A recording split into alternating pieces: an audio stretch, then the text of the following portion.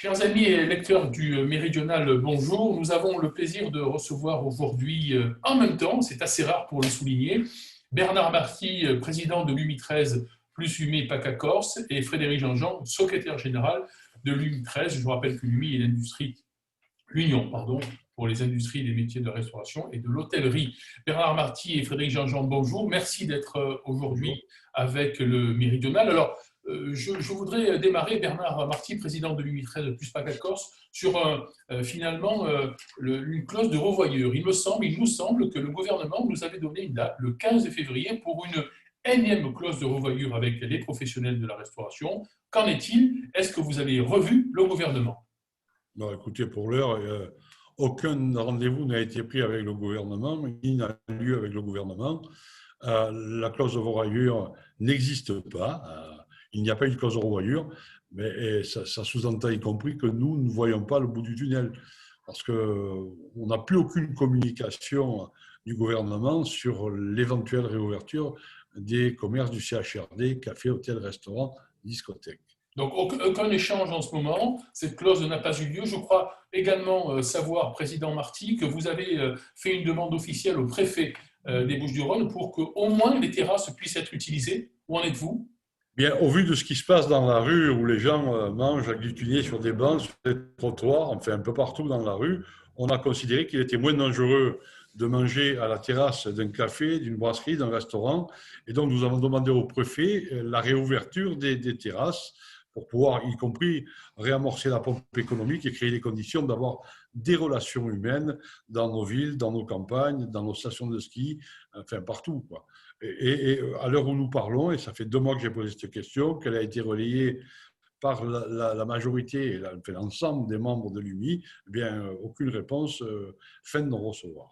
Aucune réponse à cette demande aujourd'hui. Effectivement, il semble que c'est du bon sens, du simple bon sens que d'au moins utiliser les terrasses de plein air, surtout dans notre région. Frédéric Jean-Jean, alors on le voit, vous nous recevez dans votre établissement et merci encore une fois de le faire. Vous êtes au cœur de votre métier. Je le rappelle, vous êtes secrétaire général de l'UMI 13. Frédéric Jean-Jean, avec votre vision assez globale de la situation économique sur notre territoire, avez-vous des informations, des remontées, par exemple, de la part des fournisseurs qui pourraient être plutôt alarmantes ou rassurantes? Écoutez, les informations que nous avons à l'heure actuelle, globalement, c'est qu'il y a 3 fois plus d'entreprises, tous secteurs confondus, qui sont en défaut de trésorerie avec des difficultés de paiement. Pour l'instant, ce n'est pas significatif au niveau du tribunal de commerce, mais on sent que ça commence à bouger, à frémir. Simplement, si on s'en tient à la loi et strictement à la loi, au code du commerce, aujourd'hui, tous les restaurateurs et tous les hôteliers devraient se présenter au tribunal de commerce pour se mettre sous sa protection, puisque à ce jour, nous n'avons toujours pas reçu les aides de janvier. Nous sommes bientôt début mars. Nous avons fait face à toutes nos charges en janvier, en février et en mars. Comment on va faire? Nous ne pouvons pas accepter cette situation parce que juridiquement, nous nous mettons en situation d'être poursuivis. Parce que si nous n'avons pas la possibilité d'honorer les échéances à 45 jours, eh bien, nous devons immédiatement nous signaler au tribunal de commerce. Je pense qu'il va falloir que nous réfléchissions à cette initiative. Frédéric Jean-Jean, vous nous dites aujourd'hui que les aides de janvier ne sont pas perçues par les restaurateurs et les hôteliers. Tout à fait. Le portail a été ouvert il y a 2 jours. D'habitude, c'est assez rapide pour être versé. Et là, on se rend compte que maintenant, on demande des vérifications. Alors, les vérifications, ça va être une attestation qui doit être délivrée par les experts comptables. Et c'est une vérification qui est aléatoire. Donc, on ne sait toujours pas qui va devoir la produire. Tout cela recule encore le temps qu'on saisisse les comptables, qu'on obtienne ces documents, qu'on les transmette, qu'ils soient traités par les services des impôts. Tout cela recule encore les échéances pour pouvoir faire face à nos difficultés de trésorerie. Nous avons payé le loyer, nous avons payé les crédits, nous avons payé les salaires, nous avons tout payé. Les salaires de janvier sont arrivés à la fin du mois de février. Pour l'instant, nous n'avons aucune aide sur janvier ni sur février. Comment va-t-on faire pour faire face à toutes les échéances qui nous tombent dessus tous les mois? Eh bien là, c'est fini. Pour aller dans ce sens, Bernard Marty, vous disiez aussi, je crois, que vous avez reçu, et c'est un comble, les taxes d'apprentissage arrivées, alors que par définition, les apprentis, vous n'en avez pas vu un depuis très longtemps. Oui, absolument. il y a quelques jours de ça, on a reçu la taxe d'apprentissage. Alors, ça dépend du volume de l'entreprise, mais pour certains, c'est des montants qui vont de 4 à 5 000 euros. Je veux dire, on n'est pas en mesure. On peut dire en synthèse qu'effectivement, rien ne s'arrange et surtout que malgré tous vos efforts, il n'y a pas de visibilité de sortie de ce tunnel-là, puisque même les clauses de revoyure prévues par le gouvernement n'ont pas lieu. Donc évidemment, la situation ne fait qu'empirer, on le comprend bien, notamment dans notre région avec le poids du tourisme auprès des restaurateurs et des hôteliers. Un autre sujet, messieurs, et encore une fois, on a la chance de vous avoir tous les deux aujourd'hui. Hier, 25 février, le président Emmanuel Macron a fait état, a parlé d'un projet un pass sanitaire, et non pas un pass vaccinal. Alors c'est un peu flou, mais si on comprend entre les lignes, on pourrait avoir ce pass sanitaire qui pourrait consister à avoir soit un test PCR de moins de 72 heures, soit avoir une attestation de vaccination en quelque sorte, qui nous permettrait demain à vos publics d'accéder à vos établissements, mais aussi aux festivals, au théâtre, au cinéma, et donc aux restaurants et aux hôtels. Bernard Marty, votre avis sur ce pass sanitaire? Écoutez, c'est une déclaration de plus, c'est de la communication pour l'heure. On ne nous a pas concerté pour un quelconque pass et de la manière dont il procéderait, qu'est-ce qu'il y aura descrit dedans, on ne sait rien de tout ça. Donc, à l'heure où nous sommes, on reste dubitatif, on attend de voir. L'UMI n'a pas été concerté concernant ce pass qui permettrait aux gens de venir manger au restaurant. Nous, par ailleurs, on a, avec le pouvoir politique, métropole, département, région, créé les conditions avec l'aide de l'UHU de demander au gouvernement de procéder à une étude sur un panel de 4 restaurants.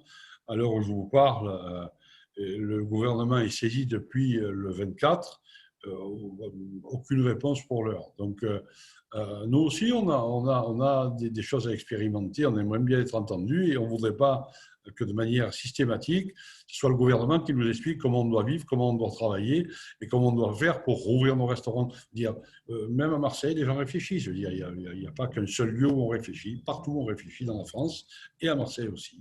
Bien sûr, Président. Alors, vous faites allusion effectivement à cette demande, notamment basée sur un courrier co-signé par Martine Vassal, présidente de la métropole et du département 13, et Renaud Muselier, président de la région Sud, qui ont sollicité l'IHU, piloté par le professeur Raoult, nous savons tous, pour mettre en place ce test avec 4 restaurants volontaires, me semble-t-il. Vous en parliez. Alors, justement, pas d'accord pour ce test, en quelque sorte, cette expérimentation de la part du ministère de la Santé. Mais peut-on en dire plus sur le contenu? Comment cela se passerait-il? D'abord, est-ce que les 4 restaurants aujourd'hui ont été volontaires et on sait où ils sont, où ils seraient? On ne va pas les nommer, évidemment. Et comment ce test pourrait se passer? Frédéric Jean-Jean ou Bernard Marty?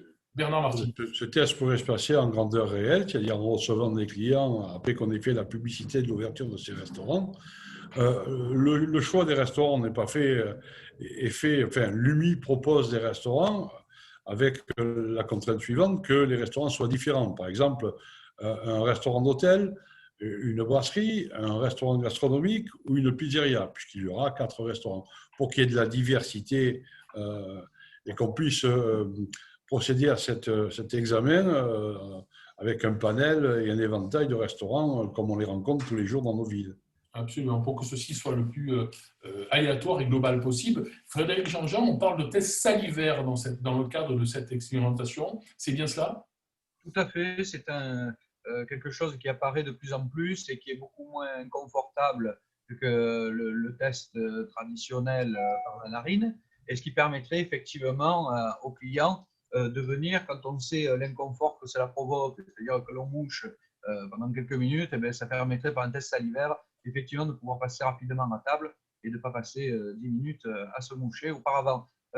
Ces tests-là ont été établis par des laboratoires, ils sont fiables et donc c'est une possibilité pour suivre l'évolution des clients qui viendraient spontanément, précisons-le, ce n'est pas des gens qui seraient choisis, c'est une clientèle spontanée qui se présente, qui est testée à l'entrée, qui est testée à la sortie, qui est suivie, ils laissent leurs coordonnées. Il y a évidemment une procédure de distanciation, il y a tout un protocole avec le masque pour le personnel, enfin, tout ce que nous avons déjà mis en place, que nous avons expérimenté, que nous avions proposé dans un premier temps, alors qu'on avait balayé ça d'un revers de main et où finalement ça a été appliqué à toute la France par la suite. Bien sûr, et d'ailleurs Bernard Marty, je le rappelle, président de l'UMI 13 et PACA Corse, l'ambition de ce test, finalement est de démontrer qu'il n'y a pas de risque de surinfection dans les lieux de restaurants et les hôtels. C'est bien ça que vous dites depuis le départ. D'ailleurs, on observe depuis la fermeture de vos établissements le 25 octobre dernier, me semble-t-il, que tout ceci n'a pas résolu le sujet de l'épidémie en France. Il s'agit donc sans doute d'un problème différent. C'est bien l'ambition de ces tests, démontrer qu'il n'y a pas de risque de surinfection dans les restaurants. Oui, absolument. Il est clair que la démonstration est déjà faite. Ce n'est pas dans les restaurants que se développe la maladie, puisque malheureusement, depuis le 25 octobre, comme vous le disiez, ils sont fermés. Il est clair à un moment donné qu'on veut apporter une preuve à la preuve en disant, voilà, écoutez, si c'était le cas, nous on va faire la démonstration, parce que la seule démonstration que fait le gouvernement pour prétexter la fermeture de nos commerces, c'est un test américain qui a été fait à Chicago au mois de mars dernier, où il n'y avait ni port de masque, ni distanciation, ni protocole sanitaire. Alors nous, on veut opposer une étude qui soit une étude réelle, qui soit un peu à l'image de ce qui se passe dans les restaurants tous les jours, et surtout, depuis que nous sommes les seuls et les premiers à avoir eu un protocole sanitaire qui a été écrit par nous-mêmes. Voilà. Il est clair que nous, on fait tout ce qu'il faut et on a fait des investissements importants pour pouvoir limiter, alors le risque zéro n'existe jamais, mais limiter au maximum le risque de propagation du virus. Et malgré ça, on nous a fermés. Quel est le planning prévisionnel, si on peut le dire comme ça, Bernard Marty, Frédéric Jean-Jean? Qu'attendez-vous et quand d'une décision du gouvernement? Est-ce que vous avez donné une échéance particulière? On vous a dit quelque chose au ministère de la Santé? Non, on ne nous dit rien. À part du catastrophisme, je ne vois pas de lueur d'espoir. Je veux dire, les encouragements pour ceux qui respectent les règles, qui font tout pour qu'il n'y ait pas de progression, eh bien, ne sont pas là. C'est le catastrophisme permanent. On nous infantilise. Moi, j'ai l'impression, tous les soirs à 18h, quand les ministres s'expriment, de me faire gronder en disant « Ouais, vous n'avez pas fait ce qu'il fallait. » Vous savez, je pense que la jeunesse va nous réserver des surprises, sinon. Parce que je pense qu'à un moment donné, ils ne voudront pas rester cloîtrés dans leurs pièces de quelques mètres carrés dans les facs. Il va se passer des choses. Et ça, les beaux jours arrivant, je ne suis pas sûr que le gouvernement estime vraiment ce qui risque de se passer. Moi, je pense que la réouverture des terrasses, ce n'est pas une idiotie. C'est quelque chose qui ne créerait pas les conditions forcément de l'ouverture de tout, mais qui créerait la possibilité de retrouver de la vie sociale, de permettre aux gens de se rencontrer, de se voir, de se parler. Parce qu'aujourd'hui, métro, boulot, dodo, ce n'est pas suffisant pour mener une vie saine et normale. Bien évidemment, et cette action auprès de la préfecture pour l'ouverture des terrasses, je suppose, est soutenue par l'ensemble de vos adhérents? Oui. Là aussi, pardon Bernard, là aussi vous avez demandé à plusieurs reprises cette ouverture-là, pas de retour pour l'instant de la préfecture. Non, pas de retour, mais on a, parce qu'après certains restaurateurs nous diront, mais moi, je n'ai pas de terrasse. Mais ce souci-là, on l'a envisagé. C'est pour ces raisons qu'on a rencontré le maire de Marseille en lui demandant de créer ce que nous on appelle communément des terrasses Covid, ce qui permettrait aux établissements qui n'ont pas de terrasse d'en avoir pendant cette période-là pour pouvoir évidemment travailler et de créer les conditions d'agrandir les terrasses partout où c'est possible pour que justement on reçoive le plus grand nombre de gens en terrasse et qu'on puisse répondre à la demande. Parce que moi je pense que le jour où on va créer les conditions de pouvoir permettre aux gens de manger à nouveau au restaurant, ils seront nombreux. Ils seront nombreux parce qu'on croise des gens dans notre vie. Et je vous dis très sincèrement, pardon, je ne pensais pas que nous, les restaurateurs, étions aussi essentiels que ce que nous le sommes. Tous les jours dans la rue, on nous répète que nous sommes des gens essentiels. Mais nous, on ne l'avait même pas imaginé. Vous voyez. Nous, on voulait simplement défendre nos entreprises. Mais je pense qu'on participe aux relations humaines, aux rapports sociaux, et que, vous savez, dans un village, pour ne pas prendre des villes, quand il n'y a plus de bar, il n'y a plus de quartier général. Absolument, messieurs, on peut tous entendre sur ce sujet. Alors, Frédéric Jean-Jean, Bernard Marty, d'abord, encore une fois, un grand merci pour avoir donné de votre temps tous les deux aujourd'hui au Méridional. Vous savez combien nous soutenons l'UMI et le mouvement auprès des restaurateurs et des hôteliers sur notre territoire. Et nous vous donnons la parole dès que vous le souhaitez et dès que l'actualité le méritera. Un dernier mot, allez, la question à 1 000 €, Bernard et Frédéric. D'après vous, allez, on ouvre quand? J'espère qu'on va ouvrir dès les premiers jours du printemps. Voilà. Moi, je souhaite que ça soit comme ça. Mais ça n'est qu'un souhait, le gouvernement ne mandatera peut-être pas. Absolument. Frédéric? Mon souhait, ce serait d'ouvrir demain, évidemment. Maintenant, quand on écoute ce que le gouvernement annonce tout doucement, hein, à mots couverts, on a entendu que les aides pour les extras de la restauration seraient tenues jusqu'à fin mai. Ça nous laisse une opportunité, je pense, sur juin. C'est déjà très loin. C'est déjà effectivement très loin. En tout cas, messieurs, encore une fois, merci d'avoir accordé cette interview croisée au Méridional. Nous vous souhaitons beaucoup de courage. Et vous le savez, le Méridional est à vos côtés dès lors que vous souhaitez passer les bons messages. Merci et très, très bonne fin de journée. Merci à vous. Merci.